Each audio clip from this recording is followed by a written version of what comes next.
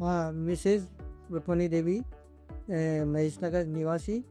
इनके 10-15 साल से राइट पाँव में बहुत ज़्यादा घुटने की तकलीफ थी और डॉक्टर बार बार यही ऑपरेशन के लिए ही सजेस्ट करते थे, किंतु मेरे को पता लगा कि डॉक्टर दीपक सैनी ये मंगलम हॉस्पिटल में आने के बाद मैंने अपने घुटने रिप्लेस का विचार बनाया और इनको दिखाया।